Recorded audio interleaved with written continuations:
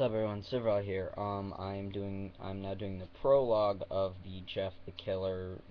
Beware of beware of those who would do you harm. So let's just go down to the prologue because, well, I'm an idiot. Hold on. You know what?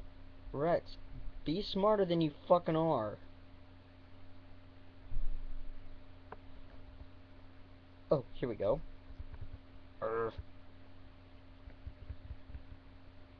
Alright. So here we go. Wendy ran as fast as she could. She had no time to stop at any of the houses that flew by as she ran, because she knew the darkness was closing in on her. Besides, this was all her fault, her grave mistake. She had allowed darkness into her life. She wasn't about to let it into others. Her parents had already paid the price for it.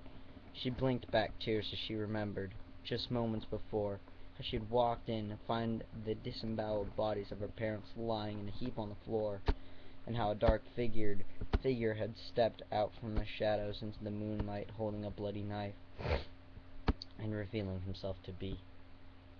Wendy shook her head as she continued to run.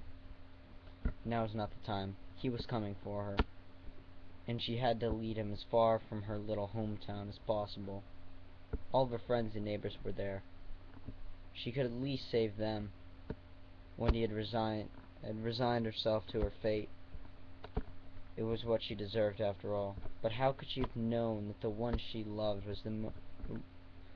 the most would turn out to be something wicked? Wendy paused to catch her breath. She was standing in front of the cornfield that separated her town from the next one. Wendy thought back again to when the first time she met him. She was always drawn to strange people, and the new boy in town definitely fit the bill. Everyone stayed away from him at school, so she was the only one brave enough to talk to him. It wasn't long before she had fallen hard, and despite everyone, including her best friend Abby, warning her that he was dangerous, they began dating. Looking back on it now, it seemed like she'd cared about him more than he cared about her. It was like he was devoid of any emotions. But Wendy didn't have long to reminisce. A whizzing sound interrupted her thoughts, and before she could turn around, she felt a sharp pain in her leg. "Ah!" she moaned as she fell to the ground. Upon examining her leg, she discovered a small pocket knife protruding from it. Looking up, she could just make out the shape of his silhouette in the distance. He always did have impeccable aim.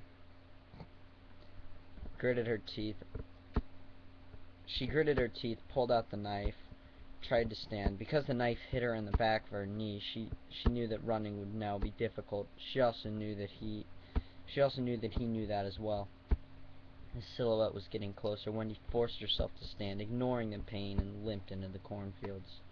Glancing over her shoulder, she saw that she was leaving a trail of blood behind. It would most assuredly lead him straight to her. He must have predicted that as well. Oh well, it didn't matter now. He was away from the town, and her best friend. That's all that mattered. Finally, up ahead, she could make out what she was looking for. There was an old abandoned house in the middle of those cornfields. No one knows why it was there. Rumor has it that it had been there ever since the town was first established. It certainly looked hundreds of years old. It also looked similar to a plantation house, only not as big. Still, it was pretty big and spooky. No one, as far as Wendy knew, had ever lived there, or even had any interest in buying it. She and her friends used to dare each other to spend the night there when they were kids. Who could have known that this would be her final resting place? Since no one bothered to lock the doors, Wendy staggered inside, slamming the door behind her. The pain in her leg was becoming unbearable, and the loss of blood was starting to make her head spin. Wendy collapsed against a wall in the living room and glanced around the empty house. She waited for him to come. She wondered what she would do. She'd come here without a plan, only wanting to lead him away. What happens after? How could she be sure that he wouldn't simply go back? No, she wouldn't let that happen. She had let the wrong one in, so it was her responsibility. It would all end here. Her head snapped up as the front door slowly opened. She was out of time. Using the windowsill next to her, she managed to stand. The silhouette entered, and after locating her, calmly walked in.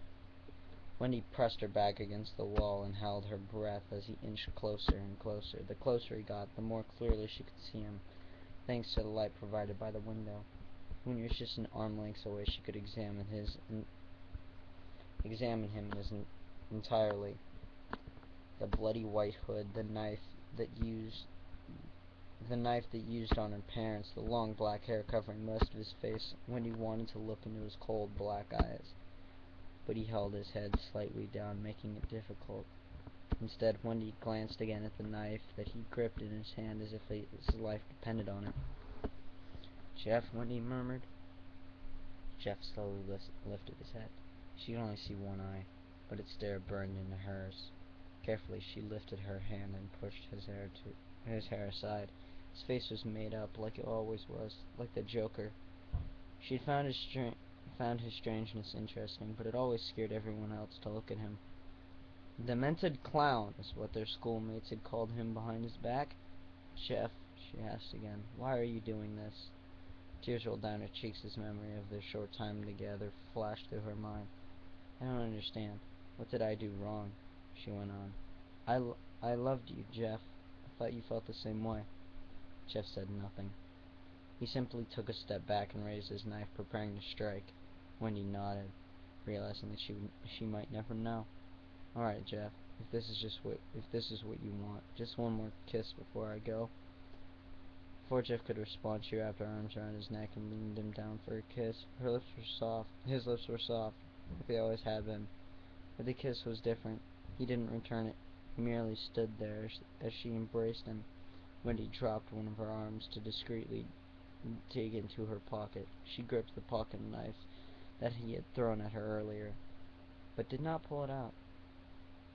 Up until a few moments ago, she wasn't sure if she could even use it on him. Now, she was definitely sure that she couldn't, no matter what he had done. Wendy let go of him and leaned back against the wall.